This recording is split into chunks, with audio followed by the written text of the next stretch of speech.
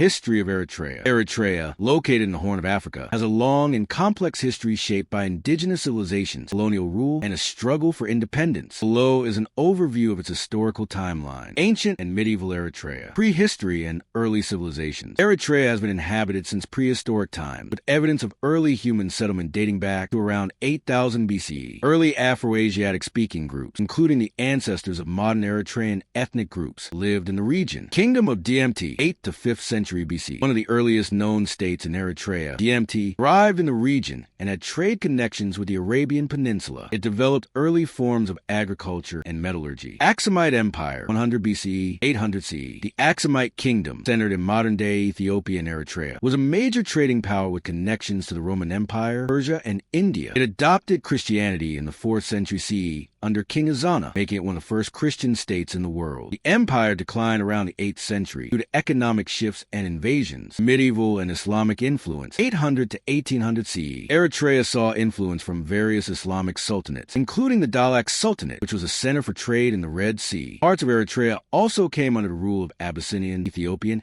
and Ottoman empires. The Ottomans controlled the Eritrean coastline in the 16th century and established a province in Massawa. Colonial era 1869 to 1941. Italian colonization 1890 to 1941. Italy officially declared Eritrea a colony in 1890, establishing major cities such as Asmara. The Italians built infrastructure, roads, and railways, but also implemented racial segregation. Eritrea became a base for Italy's expansion into Ethiopia during the Italo-Ethiopian Wars. British military administration 1941 to 1952. During World War II, the British defeated Italy and took control of Eritrea. The British ruled Eritrea as a military administration, but failed to resolve its political future. Eritrea's status was debated internationally, leading to its federation with Ethiopia. Union with Ethiopia and armed struggle 1952 to 1991. Annexation by Ethiopia 1952 to 1962. The United Nations decided to federate Eritrea with Ethiopia in 1952, giving it autonomy. In 1962, Ethiopia fully annexed Eritrea, dissolving its autonomy, which led to growing resistance. Eritrean War of Independence, 1961 to 1991. The Eritrean Liberation Front, YELA, began an armed struggle in 1961, later joined by the Eritrean People's Liberation Front, EPLF. The war lasted 30 years, with Eritrean fighters gradually gaining control over the country. In 1991, the